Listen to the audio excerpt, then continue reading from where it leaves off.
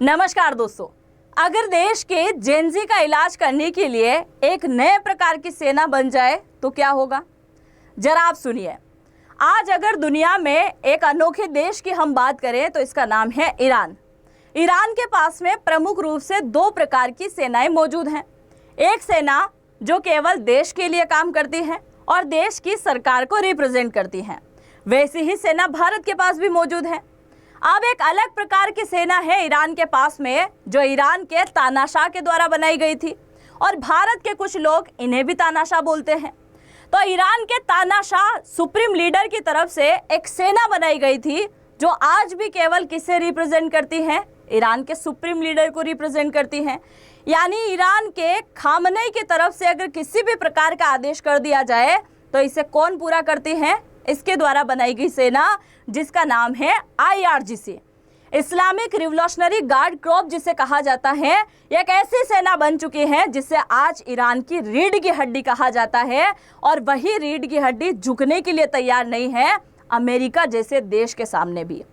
आज के इस वीडियो में हम चर्चा करने वाले हैं कि अगर ईरान के पास जैसी सेना मौजूद है, अगर वैसी ही सेना भारत भी बना ले तो किस प्रकार का मजा भारत के अंदर आने वाला है, कैसी खलबली भारत के अंदर मचने वाली है, उसके बारे में आज के इस वीडियो में हम चर्चा करेंगे। और यह जानने से पहले कि भारत की वो सेना कैसी होगी, आपको यह समझना होगा कि सुप्रीम लीडर के द्वारा बनाई गई IRGC कैसी है। अगर IRGC आपको समझ में आ गई तो ये सेना भी आपको आसानी से समझ में आ जाएगी। तो शुरुआत करते हैं आज के इस वीडियो की और जानते इसकी पूरी की पूरी जानकारी।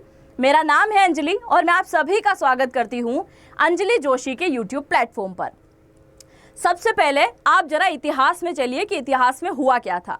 5 मई 1979 का वो दौर जब इस्लामिक क्रांति हुई थी। कहाँ पर? ईरान के अंदर। ये आपको दिखाई दे रहा है खाड़ी देश जिसका नाम है ईरान। ईरान के अंदर क्या हुआ था? इस्लामिक क्रांति आई, और इस्लामिक क्रांति लाने वाला व्यक्ति कौन है? ये आपको दिखाई दे रहा है, जिसका नाम है रुहुल्लाह खामनेई जी। रुहुल्लाह खामनेई की तरफ से इस्लामिक क्रांति लाई गई, पर इनके मन में एक बहुत बड़ा डर बैठा हुआ था। डर इस प्रकार का कि लगातार इन खाड़ी देशों के अंदर कौन इंटरफेयर करते आया है? अमेरिका इंटरफेयर करते आया है। और उस समय भी ईरान के अंदर जो सत्ता में बैठा हुआ था शाह रज्जा पहलवी, वो किसका सपोर्टिव था? अमेरिका का सपोर्टिव था। तो इनके मन में यानी खामनेई के मन में डर सताने लगा कि अगर आज मैंने यहाँ तख्ता पलट कर भी दिया, इस्लामिक क्रांति ला भी दी, तो इसका क्या भरोसा कि अमेरिका इंटरफेयर नहीं करेगा? क्या भरोसा कि अमेरिका के सपोर्टर यहाँ तख्ता पलट करने की कोशिश नहीं करेंगे? क्या भरोसा कि ईरान के अंदर जो पहले से ही सेना मौजूद है वो मेरा समर्थन करेगी? अगर सेना ने ही तख्ता पलट कर दिया तो क्या किया जाएगा? मतलब ऐसे कई प्रकार के सवाल किसके मन में चल रहे थे? खामनेई के मन में चल रहे थे।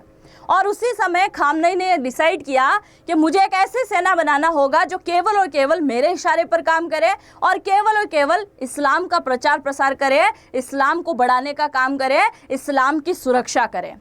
और इसी प्रकार से उनके मन में सबसे पहले नाम आता है IRGC का। यानी उस समय केवल ये रिवोल्यूशनरी गार्ड कॉर्प्स बना और बाद में इसके सामने आई जोड़ दिया गया, यह बन गया इस्लामिक रिवोल्यूशनरी गार्ड कॉर्प्स। ठीक है भाई। जैसे ये सेना बनी और उसके कुछ ही समय बाद इराक ने अटैक कर दिया ईरान के ऊपर। 1980 के दशक की मैं बात कर रही हूँ।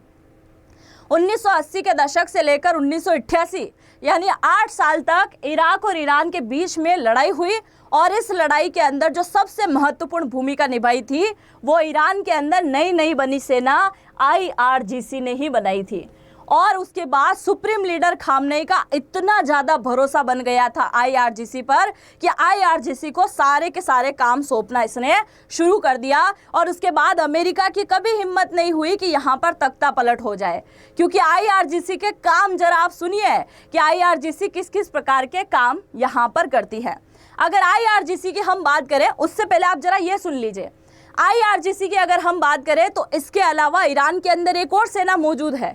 अब सवाल ये आता है कि आज अगर ईरान के पास दो प्रकार की सेनाएं हो गई हैं तो दोनों सेना काम क्या करती हैं? यानी जो सरकार के द्वारा चुनी गई आर्मी है वो क्या काम करती हैं? तो एक जो आर्मी है वो क्या करती है? ईरान की बॉर्डर सुरक्षा का काम करती है, यानी सीमा सुरक्षा से रिलेटेड काम करती है। दूसरा, अगर किसी देश के साथ में युद्ध शुरू हो जाए तो उस युद्ध को लड़ती है। तीसरा, वायुसेना, नौसेना और इसके अलावा जो थल सेना है, ये तीनों की तीनों प्रमुख सेना कहाँ से आती हैं? जो सरकार के द्वारा भर्ती की जाती हैं उसके अंदर शामिल होती हैं। IRGC की बात करें तो IRGC में केवल इस्लामिक वर्ग का व्यक्ति ही शामिल हो सकता है, यानी किसी और धर्म के व्यक्ति को इसके अंदर शामिल नहीं किया जाएगा। और अगर आज आपको ईरान की राजनीति में भी एंट्री करना है तो उसके लिए भी आपको IRGC का सदस्य होना बड़ा अनिवार्य है। अब आप जरा सुनिए IRGC के काम क्या है और फिर दिमाग में बनाते चलिएगा कि भारत के अंदर अगर ऐसी प्रकार की सेना हो जाए और ठीक ऐसे ही काम करे तो कैसा लगेगा। पहली, IRGC का पहला काम है देश के अंदर होने वाले आंदोलन, नारेबाजी, पोस्टर सबको पूरी तरीके से खत्म करना। यानी ईरान के अंदर आप खड़े होकर खामनेई के खिलाफ नारेबाजी नहीं कर सकते, ईरान के खामनेई के खिलाफ कोई पोस्टर आप नहीं दिखा सकते और खास करके 5 लोग इकट्ठा होकर गाली गलौज भी नहीं कर सकते, ना किसी प्रकार की पंचायत कर सकते हैं। अगर ऐसा भारत के अंदर हो जाए तो, क्योंकि आज के जेनजी बोल बोलकर देश की सेना तक को गाली दे रहे हैं। ये देश लोकतांत्रिक देश है, आपको बिल्कुल हक है कि भाई आप देश के प्रधानमंत्री से सवाल कर सकते हैं, प्रेसिडेंट से कर सकते हैं, सबसे सवाल कर सकते हैं, पर इसका अर्थ ये तो नहीं है कि आप गाली गलौज तक उतर आए। तो देश की सेना तक को गाली, अभी कल परसों एक लड़की ने गाली दी है जो कि कारगिल वाले क्षेत्र में जाकर खड़ी है और देश की सेना को कुछ भी बोल रही है। बाद में थोड़ी सुताई हुई है, शायद इसी वजह से थोड़ा माफ़ी वाफ़ी भी मांगा है उसने, पर मतलब इनकी हिम्मत देखिए आप, इस प्रकार की चीज़ें होती हैं। तो IRGC का प्रमुख काम क्या है? दमनकारियों को दबाना, ये जो आंदोलनकारी होते हैं इनको पूरी तरीके से रद्द करना। दूसरा, मिसाइल प्रोग्राम। आज भारत के अंदर की अगर हम बात करें तो तीनों सेना हमारे पास मौजूद है, पर मिसाइल के लिए हमारे पास अलग सेना मौजूद नहीं है। पर ईरान जैसे देश के अंदर मिसाइल प्रोग्राम को चलाने के लिए एक अलग सेना बनाई गई है और ये सेना भी किससे आती है? IRGC से ही आती है। तो इसके अलावा ड्रोन सिस्टम की बात करें, सुरक्षा कमांडो की बात करें और खास करके खामनेई को जो सुरक्षा देने का काम होता है, जो प्रोटोकॉल होता है, हमारे यहाँ NSG है, उसी प्रकार से क्या होता है, इनके पास में क्या है, एक नए प्रकार की सेना मौजूद है। और वो सेना क्या करती है? सुप्रीम लीडर खामनेई की सुरक्षा करने का भी काम करती है। विदेशों में ऑपरेशन तक ये करती है IRGC। इसके अलावा आंतरिक सुरक्षा की अगर बात करें, ईरान के अंदर किसी प्रकार के दंगे वगैरह शुरू हो जाए तो उन सारे के सारे दंगों से निपटने के लिए क्या काम होता है? आंतरिक सुरक्षा के लिए काम करती है IRGC सेना। किस प्रकार की दिखाई देती है IRGC? कुछ इस प्रकार से दिखाई देती है और ये IRGC का लोगो है, ये आपको दिखाई दे रहा होगा, ये एक बड़ा लोगो है। इसमें उर्दू लैंग्वेज में भी कुछ लिखा हुआ है, अगर आपको उर्दू समझ में आती है तो ज़रूर से लिखिएगा। तो ये इस प्रकार की सेना यहाँ पर मौजूद है। इसके अलावा अगर हम बात करें तो परमाणु कार्यक्रम तक आज कौन संभाल रहा है? IRGC। यानी ईरान की सरकार के पास में जो सेना मौजूद है वो सेना एक प्रकार से नाम मात्र की रह चुकी है, सब कुछ कौन संभाल रहा है? IRGC ही संभालती है। इसके अलावा साइबर युद्ध, यानी आज का AI टेक्नोलॉजी भी कौन सीख रहा है? IRGC ही सीख रहा है कि फ्यूचर में अगर साइबर युद्ध हमें लड़ना पड़े तो उसकी तैयारी तक चल रही है। कहाँ में? ईरान के अंदर। खुफिया विभाग की बात करें तो खुफिया विभाग के अंदर भी कौन है? IRGC है। विदेश नीति भी इससे चलती है और तीनों सेना के अंदर भी जो व्यक्ति शामिल हैं वो IRGC के व्यक्ति भी शामिल है। यानी सरकार के पास जो सेना मौजूद है उसके अंदर कई ज़्यादा मात्रा में IRGC के लोग मौजूद हैं जो कि तीनों के तीनों सेना के अंदर घुल मिल चुके हैं। सुप्रीम लीडर की सुरक्षा, राजनीति, अर्थव्यवस्था, यानी इसी से सारे के सारे व्यापारी भी निकलते हैं। ईरान के अंदर जो व्यापार होते हैं वो व्यापारी भी इसी से निकलते हैं। और सबसे बड़ी बात, इस्लाम की रक्षा करने की जो है सौगंध ये खाते हैं कि हम चाहे कुछ भी हो जाए हमारे धर्म के प्रति वफादार रहेंगे, इस्लाम की रक्षा करेंगे। और आज तकरीबन 2 से 3 लाख के आसपास IRGC एक्टिव मोड में है और 2 से 3 लाख IRGC जो है वो अभी रिजर्व इनके पास में मौजूद है। यानी तकरीबन 5 से 6 लाख IRGC मेंबर किसके पास में मौजूद हैं? ये मौजूद हैं इसके पास में, ईरान के पास में। एक बसीज सेना इसकी तरफ से बनाई गई है और क्वाड फोर्स भी बनाया गया है जो पूरे देश के अंदर घूम घूम के देखने का काम करती हैं कि कोई उनके खिलाफ किसी प्रकार का जहर उगलने का काम तो नहीं कर रहा है।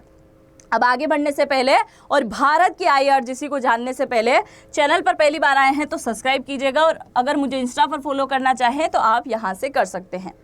अगर हम आज के समय की बात करें हमारे देश की, खास करके हमारे देश में पीएम मोदी को गाली देकर कूल बनते हैं लोग, यानी हर कोई पार्टी उनको उठाकर लेकर चली जाती है, वाहवाही लुटाने की कोशिश करती हैं कि आपने बड़ा अच्छा काम किया है, देश के पीएम को गाली दी है, देश के पीएम की माँ तक को गाली दी है, यहाँ तक कि हमारी तीनों सेना को गाली पड़ रही है। सामने खड़े होकर वो ये बोलते हैं कि तुम शहीद होते हो वो भी सरकार के लिए, मतलब उनका परिवार रो रहा है उससे उनको कोई मतलब नहीं है, सरकार के उनको एक तरीके से चाटुकारिता तक इन लोगों ने बोल दिया था। अब इसके लिए जो है यहाँ पर नई जो सेना बननी चाहिए उसके प्रमुख रूप से काम कैसे होने चाहिए वो तो आपने देखे हैं, पर इसके अलावा कुछ काम जो भारत के अंदर वाकई में ऐड करने की जरूरत है और इस प्रकार की सेना ही ऐसा काम कर सकती है, उसके लिए सबसे प्रमुख रूप से इसका नाम क्या रहेगा, पहले तो आप जरा ये सोचिए। IRGC यानी इस्लामिक रिवोल्यूशनरी गार्ड कॉर्प्स, और इसकी जगह हम HRGC कर सकते हैं, यानी हिंदुत्व की अगर हम बात करें तो ये रिवोल्यूशनरी जो है हिंदुत्व रिवोल्यूशनरी गार्ड कॉर्प्स जिसे हम कह सकते हैं, तो HRGC इसका नाम हो सकता है।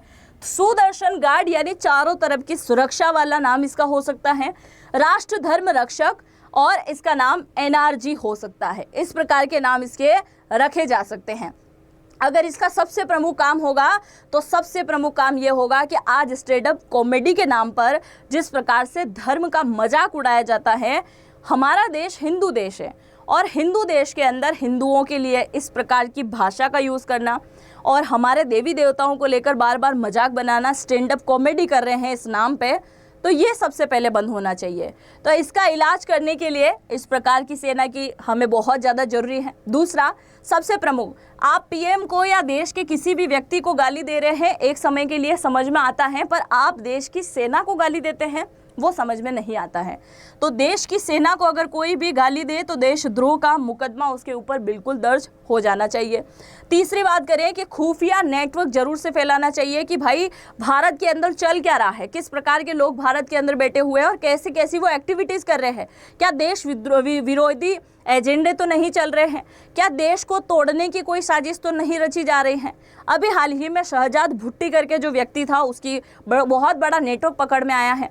तो इस प्रकार की चीज़ों को पहले से ही दबाने के लिए, रोकने के लिए हमें इस प्रकार के HRGC की बहुत ज़्यादा ज़रूरत है। इसके अलावा राष्ट्रीय सुरक्षा से जुड़े फैसले, जैसे हम बात करें पोटा बिल की, है ना, पोटा बिल जो केवल आतंकवाद से जुड़ा हुआ है, ताकि इन्हें पूरी तरीके से ऐसी सज़ा मिले कि भारत में कदम रखने से पहले वो 10 बार सोचे। तो ऐसे जो बिल हैं राष्ट्रीय सुरक्षा से जुड़े हुए हैं वो जल्द से जल्द आ सके, इस प्रकार के लिए भी हमें ऐसी सेना की बहुत ज़्यादा ज़रूरत है। सबसे बड़ी बात IRGC की ये थी कि वो इस्लाम की सुरक्षा करेगा, तो HRGC जो हम बनाएं उसके लिए सबसे बड़ी बात क्या होगी कि वो धर्म का प्रचार प्रसार करेगा और धर्म की सुरक्षा के लिए काम करना चाहिए। और इसके अलावा साइबर युद्ध से रिलेटेड काम करना चाहिए, क्योंकि अगर आप देखो हमारे पास में कई प्रकार की सेना मौजूद है, थल सेना, वायु सेना, नौसेना, ये सेना हमारे पास मौजूद है। इंडियन आर्मी की बात करें, BSF, ITBP, CISF, कई प्रकार की सेनाएं हमारे पास में मौजूद है।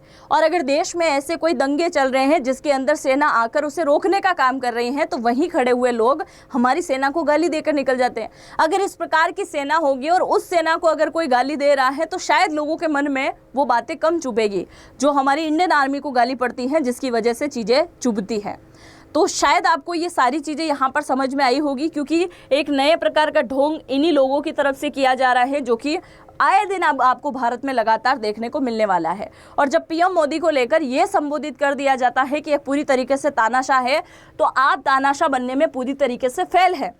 अगर तानाशाह बनना है तो इस प्रकार की चीज़ें तो हो ही जानी चाहिए। अब आप क्या सोचते हैं, क्या ऐसी सेना भारत के अंदर बननी चाहिए और उसे आप क्या नाम देना चाहेंगे, जरूर से कमेंट सेक्शन में लिखिएगा।